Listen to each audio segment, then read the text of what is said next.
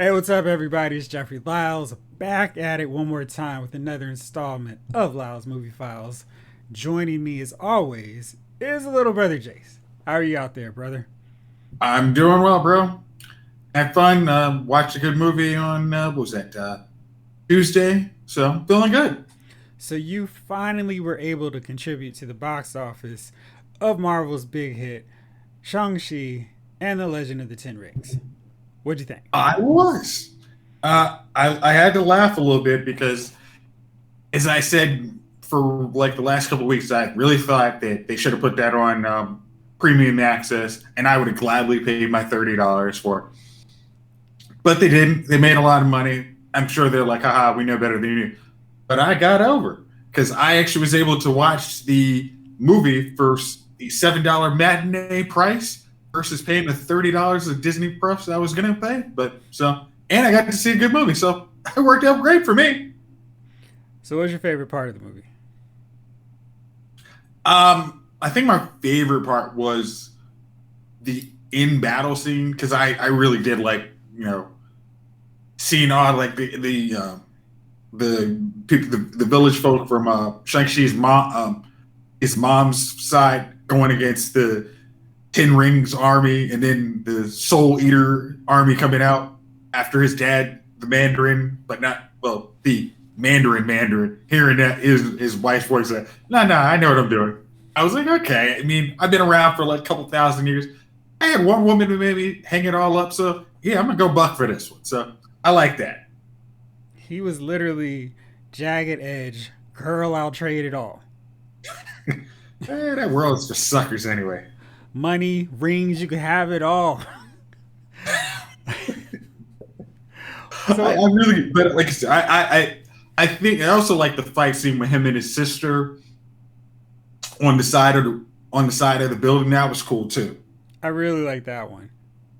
You look like you were getting some very important news alerts. What's going on over there? Is it breaking news or is No, there? I'm just trying to make sure that all messages are off. My bad. Okay, focus. There you go. All right. My favorite fight scene was that skyscraper fight. I really love that one. I love the lighting. I like how Death Dealer looked like a really impressive threat during that fight scene. I really hated the Captain Phasma treatment of said Death Dealer in that last act. But I was like, oh, come on, man. Death Dealer's got the coolest look in this whole joint. I was even the first one sucked up. It's just, I really want. I mean, I was expecting some words coming out of Death Dealer. I don't know anything about Death Dealer other than it was a cool costume. Now, did you see the movie in regular, or did you see it like in IMAX? No, I just saw it in regular. That was one. I think that was probably the last press screening I've been to. So it was just me, maybe 10, 12 critics. And it was funny because the theater that we went to has an IMAX theater. And we were all like, the nerve. We're not here in the IMAX theater. It was super pretentious critic stuff. But yeah, I was like, are we really not going into IMAX to watch this movie that would be awesome on IMAX? So probably eventually. And it was interesting because this week marks the week that Black Widow came out on Blu-ray, 4K, etc., what have you. And right now, Black Widow is like the highest grossing right now. Shang-Chi is about to take over and become the first film of the pandemic era to cross that special $200 million threshold. Why do you think this movie did that? I have a few thoughts, but I want to hear what you think first. As much as some people hate to say it, it's that diverse audience that seems to bring in more people. Our world is changing. It's not the you can't have Matt Damon be the last samurai or Great Wall of China and think you're going to make money now. It's now you're going to win by putting, hey, these aren't the same people. Oh, these people look like me. I'm willing to listen to more stories that don't sound like the same thing I've heard rehashed 9,000 times. And I think that was a big component of it. I'm like, I want to see somebody, and there's, and let me add the other aspect.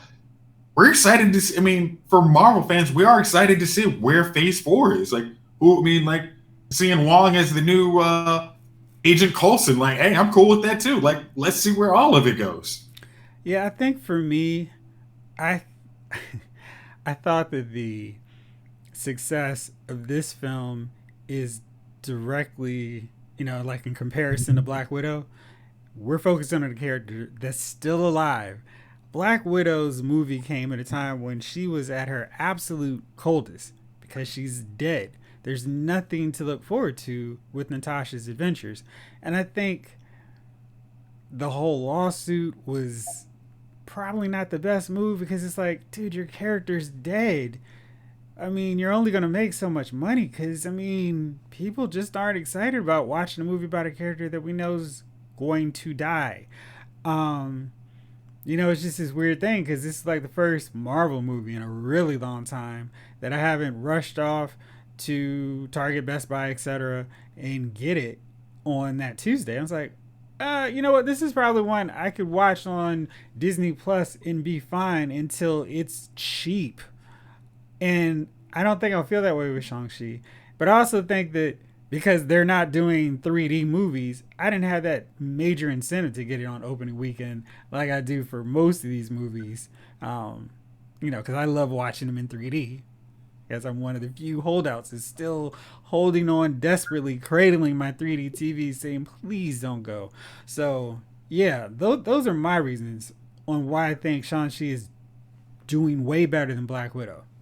You know, the funny thing, I think they actually had a 3D screening for Shang-Chi, What? and I was like, oh, I didn't think about it, but I definitely, once I went to the regular screen, I'm like, as one of our friends usually says, this could be crisper. And I really was like, yeah, I probably should have spent the extra bucks to see it.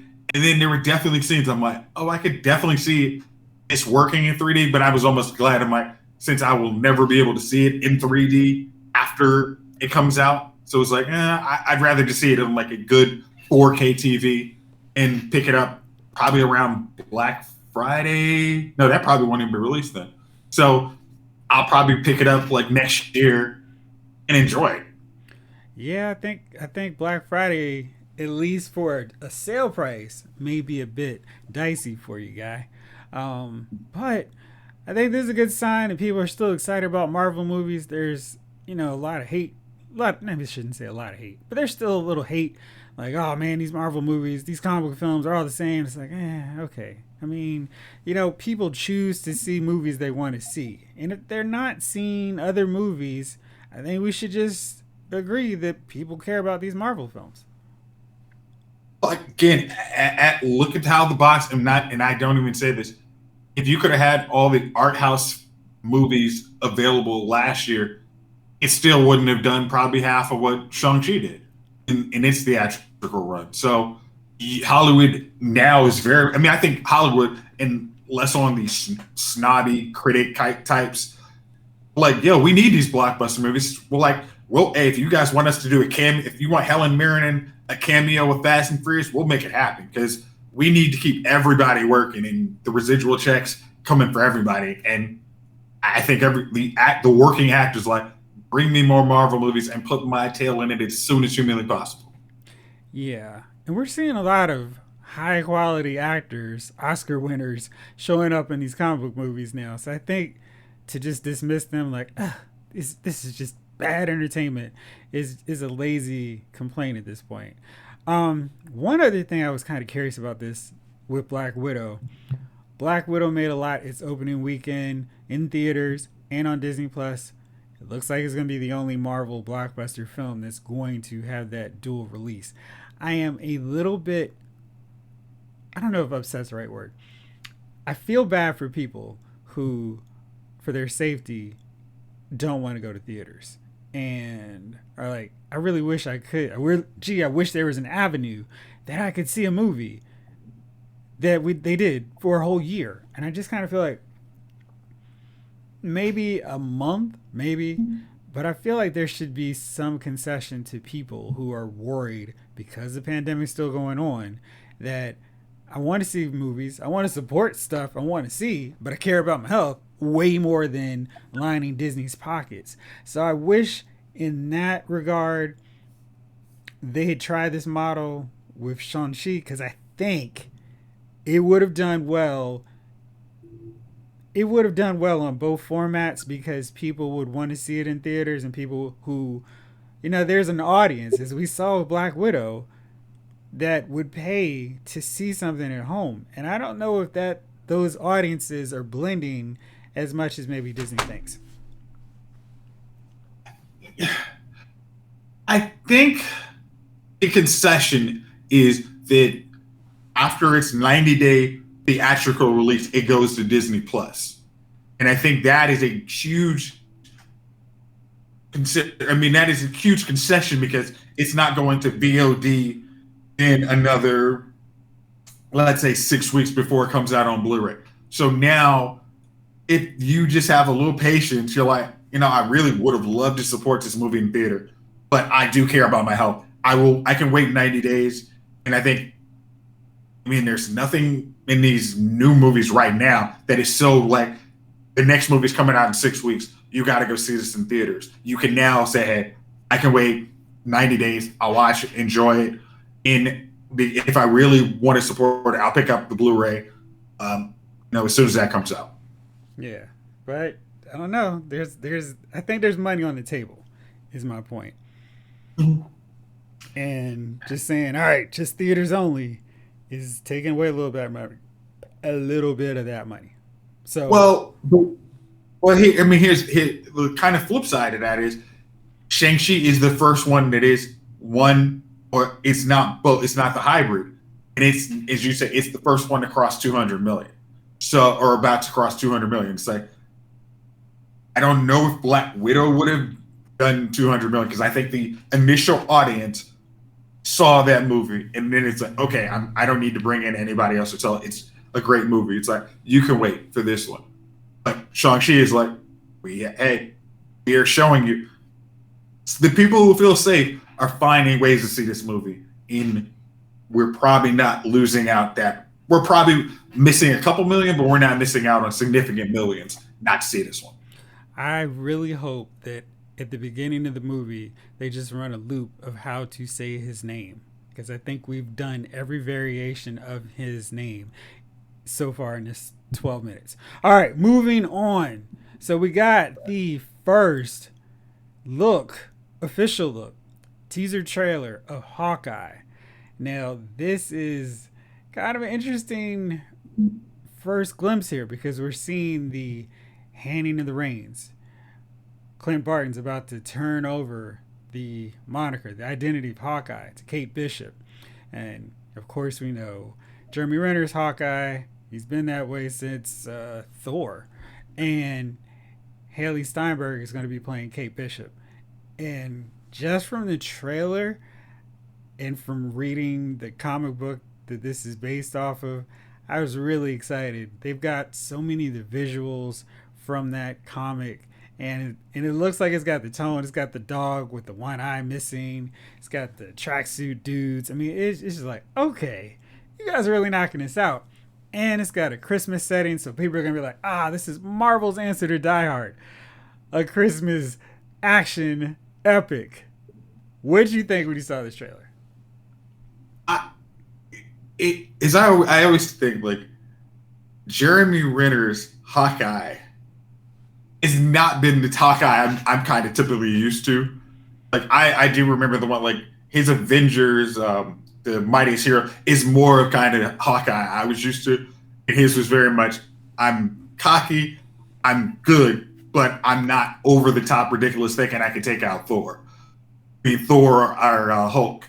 And he laughs literally just oh, shoot, he's an idiot. He was never really like that. He was just very confident in his abilities to the point where he had a sense of bravado, and he wasn't often, I'm just a guy that shoots lousy arrows, which is good because you don't want your guy who's just shooting arrows next to Thor and Iron Man having all this self-identity and self-esteem crisis all the time. It's much better to have him go, all right, guys, let's go do this thing. And he's leading these guys in action. And they're like, right, we're right behind you, Clint. Okay, let's go. So I've always liked that. I wish he was a tad cockier because I think that would have been a nice element to add. But I guess they kind of gave more of that persona to Thor, which then, of course, negated the need for Hawkeye to do that.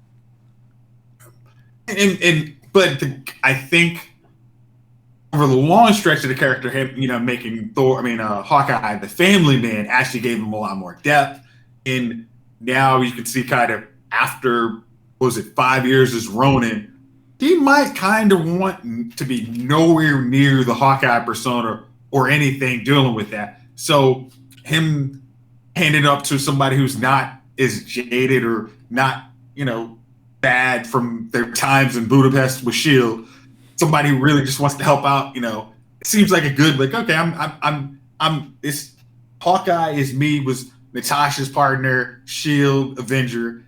Somebody else wants to do this and not has that weight of guilt. I'm cool with. And the trailer kind of looked like it was a little lighthearted. I'm like, it did give me those kind of, Die Hard vibes. I was like, okay, well, when that comes out, I'm definitely gonna check it out.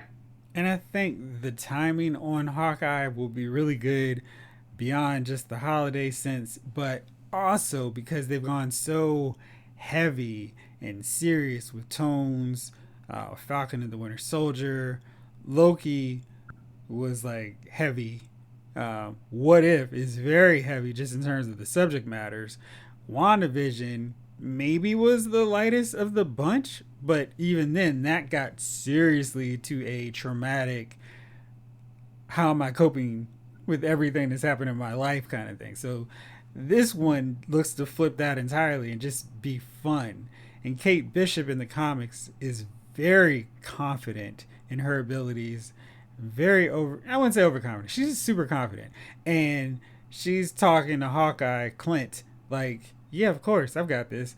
So I like the twist here for the show where she's kind of like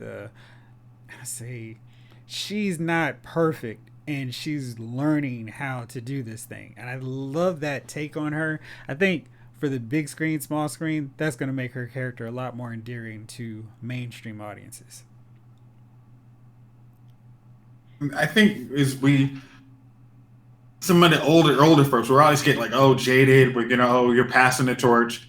And I think Marvel has done a very good job of easing that, transition a lot. It was very heavy with the Falcon and Winter Soldier, soon to be Captain America and the Winter Soldier. But this one seems like it is like, hey, we're going to do some Christmas antics, Die Hard. Hopefully it's not Home Alone antics, but in its time is really funny too. But I think we're not going to have, this is going to be a much more lighthearted version. Like, hey, here's passing the torch. Enjoy. So for those of us keeping track at home, Marvel Studios is really getting close to putting the pieces together for a Young Avengers team. We've got Elijah, Isaiah's grandson from the Falcon and Winter Soldier. We've got Cassie, Ant-Man and the Wasp, all grown up now, and she can become stature whenever, because that's just, with this iteration of the character, it's just putting on a costume and tapping a few buttons to become smaller or larger as needed. We've introduced Wanda and Vision's children to some extent. Who else is left then? Is it Nova? No, that's Nova? The Champions. So I'm curious what they're going to do. If they're going to merge comic fans' expectations for the Champions and have Kid Nova, Miss Marvel, Miles Morales, and put them into the Young Avengers. But I'm kind of thinking they shouldn't, because Spider-Man is not an adult yet, and he needs to not be part of the Young Avengers. So I don't know. I'm curious what they do with this. Yeah, because I know we talked, I think the last episode, like kind of that there's like Miles Morales might actually be in, the next Spider-Man, but that is the kind of rub. It's like he's not learning from a young, jaded, older, not jaded Peter Parker, but he's like he's nowhere experience. near. Yeah, like he's still he doesn't have he has experience, but he's still coping from Tony's death, and now it's like he on a whole new world. So I don't think he could easily switch in there, but we'll see. I think the next time you say jaded, I'm gonna act like we're on Pee Wee's Playhouse and just go, ah! I'm just gonna say like Jaded, like the Jade, the old singing group, but Jade. Don't walk away. All right. That's a perfect transition. So, coming out this Tuesday, F9, the latest installment of the Fast and Furious epic saga, coming at you from Universal Pictures on 4K Blu-ray. Of course, it's the movie, but a ton of special features, including a day on the set with Justin Lin, Justice for Han, John Cena, Supercar Superfan, and a feature commentary with theatrical and director's cut from producer, co-writer, director Justin Lin. I always love those because you get to hear a little bit more of what they're thinking with the movie. So, looking forward to seeing that, breaking it out. Thanks to the fine folks at Universal for the early preview review copy. I will have that on lylesmoviefiles.com. So, of course, you can decide, yes, put me on for that pre-order. I want this on Tuesday. So, yes. Are you excited about F9 seeing that on Tuesday? Oh, bro. Yeah. I mean, and that was the whole. I had to make sure I went on a Tuesday at like 1:00 to go actually see that in the movie theater. That had been delayed for a year and a half. I was definitely going to see that, and I can add that to my collection if I just go on LylesMovieFile.com. That was beautiful. Excellent work there. I don't think you could possibly have done it better. But if you could, I may ask, what if Jayce was a professional endorser of all this stuff? But right now we're going to talk about what if. Haha.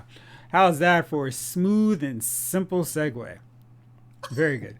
All right, so this week we got what if Killmonger rescued Tony Stark? Now we've seen lots of episodes where that one thing triggers so many different changes through the MCU.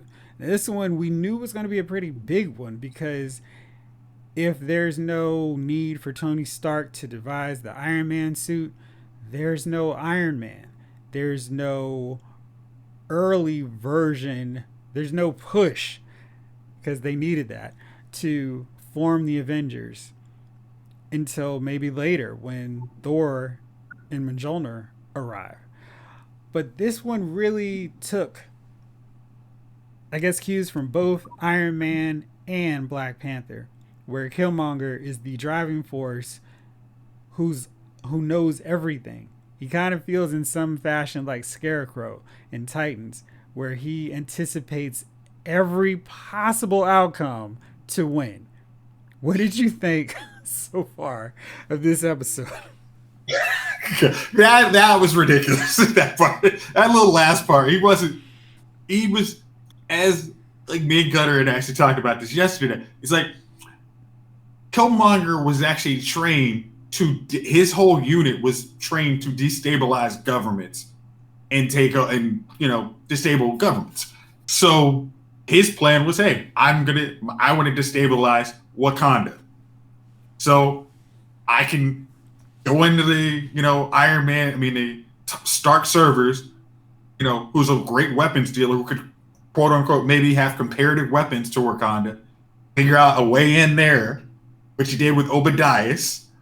And if I could say one name correct today, I would love that. That'd be great. It ain't gonna. It's just not happening today. Hey, if I can get Tony right, I think I'm calling that a win.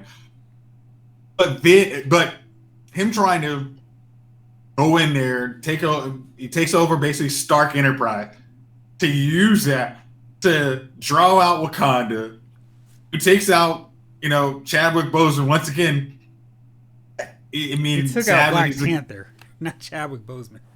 Well, I was saying, Chadwick Boseman once again makes an appearance as Black Panther.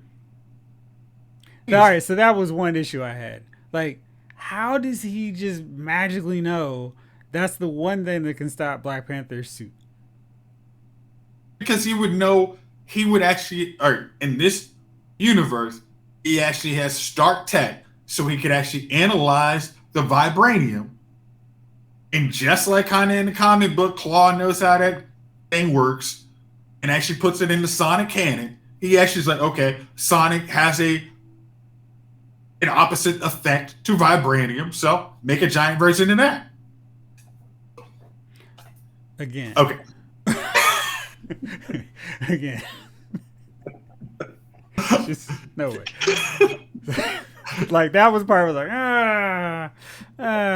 you know, I'm always salty anytime Black Panther loses a fight. I admit my bias in that, whether that's movies or cartoons or comic books. I'm like, nah, dude, sorry, try again.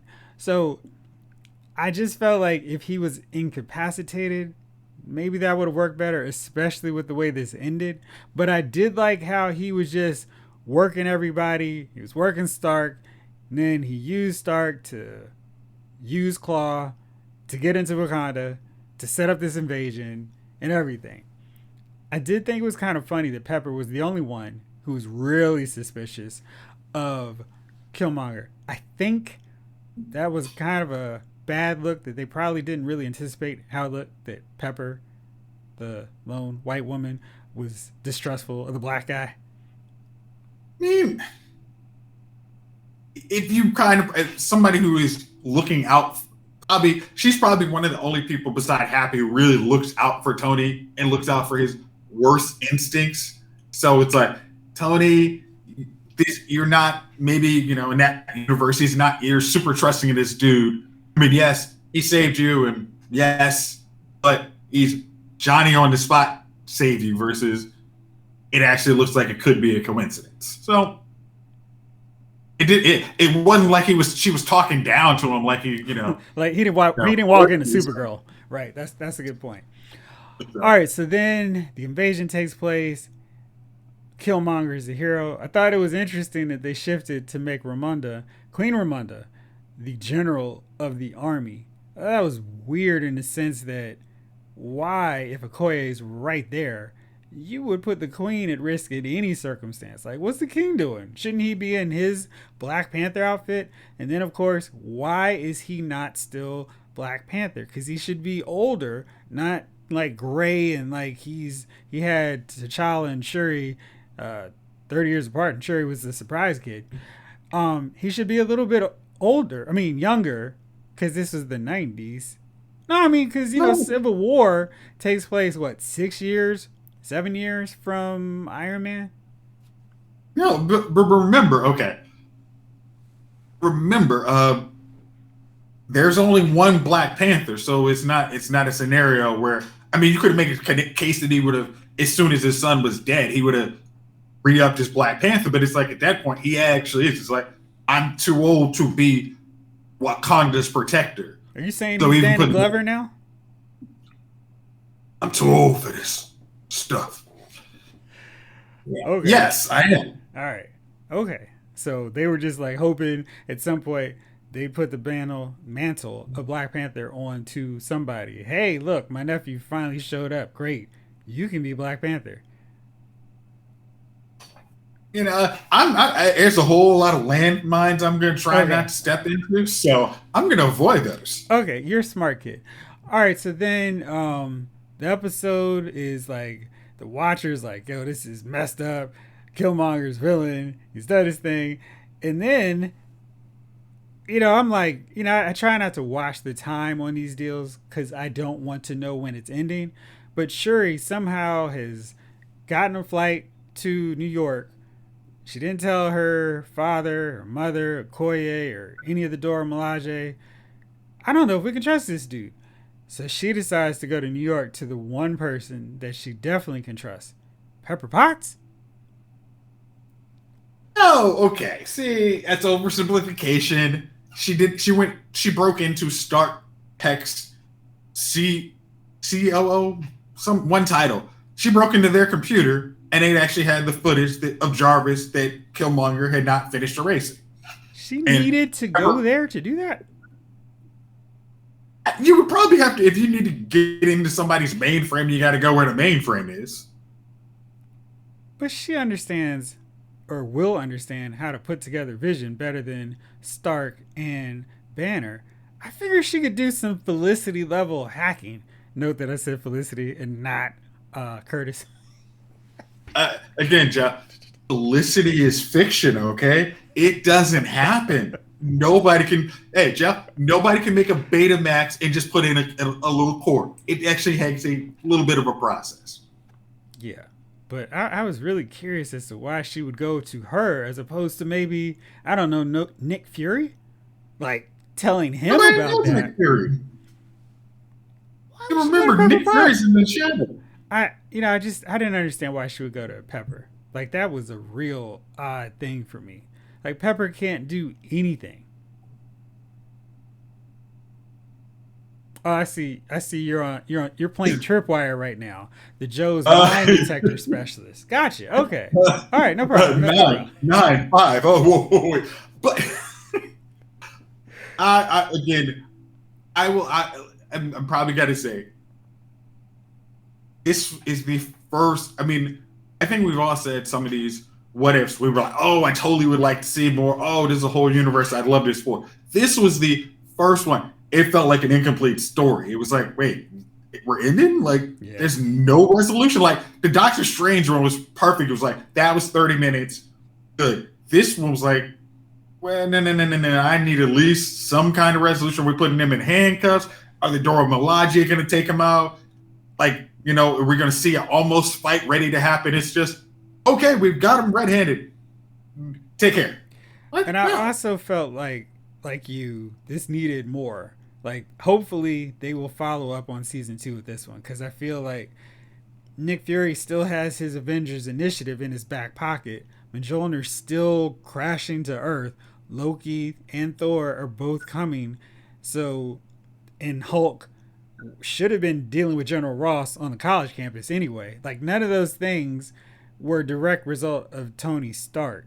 So Hulk should be around, Thor should be around, Hawkeye, Black Widow by proxy, and then Captain America, because the Avengers don't do anything to make him surface like they do in the comics. So we've got the Avengers minus Iron Man to take on Wakanda. Well, but no. That they would have to go if going the way Killmonger was working. Somehow the king would have an accident, and then because it would be a war, nobody would try to have a conclave to decide who's the next Black Panther and king. It would be 100% Killmonger. He would go exactly like he was trying to do in Black Panther. He'd send the war to the war dogs. Wait, though. He could be Black Panther. Sure, he's next in line to have the crown after Ramonda. Again, yes. If you want to if you're technical, yes. But do you think Killmonger would let them have 5 seconds to have rational thought? Nah, man, we got to get this done. We ain't got time for this. I'm sorry, my accent's horrible today. But he would be ready to be like, nah, I've thought of this. I will put these guys in such a war frenzy. They're not going to think of Shuri, who may be more analytical. And he's a warrior. He's a soldier. We got to put him in there. He's got to be king. We don't have time to think. Shuri. And that video is probably doctored. It's one of those terms we don't want to use on this show. We got to send him. He's a king now. I don't know about that. But hopefully we do see season 2 with the Avengers taking on Killmonger's Wakanda and Shuri as the ace in the hole for the Avengers.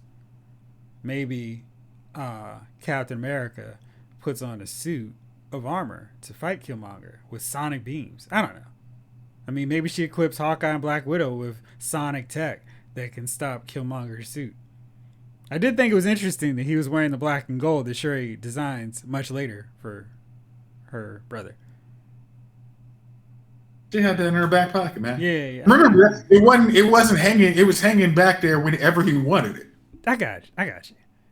I just, yeah. It was, yeah, you were doing pretty well on that. I still feel like your hit ratio was pretty bad, but I think you did manage to navigate some of those minds pretty well. So I think for all the episodes of What If have been really good. I think this one was my least favorite just because I wanted more from it, and it didn't.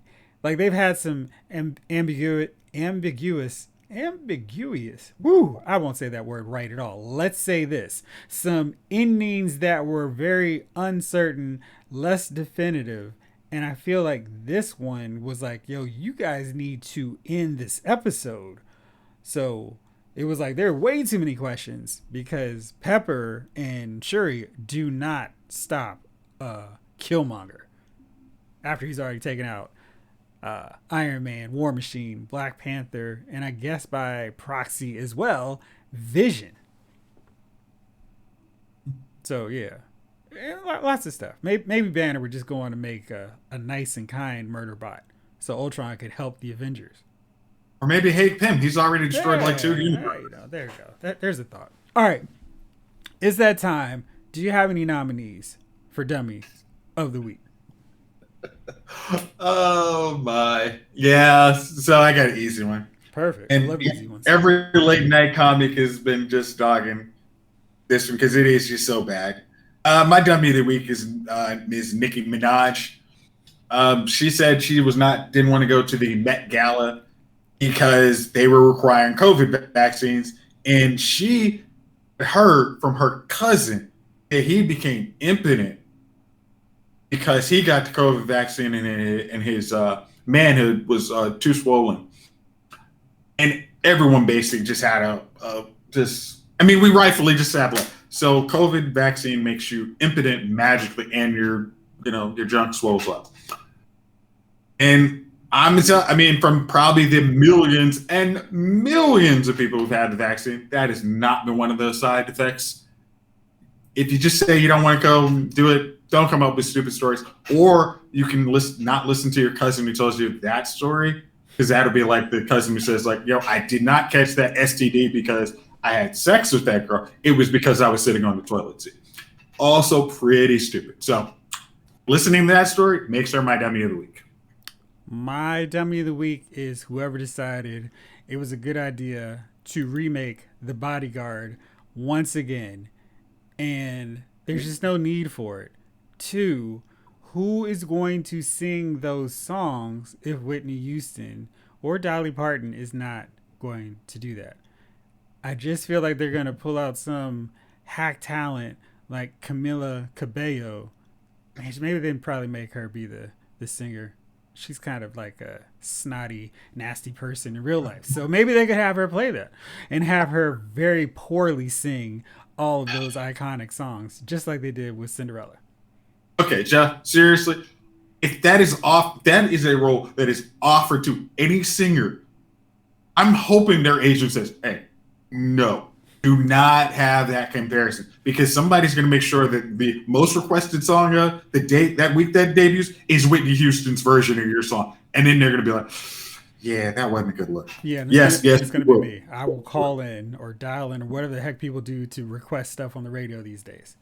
You literally have a bot playing on your computer screen, like, okay, LA, New York, yep, we're good to go. I would do all those things to ensure that it gets sabotaged. All right, bro shot. Thank you for rolling with me this week. As always, thank you all out there for listening. This episode of Lyles Movie Files has been filed.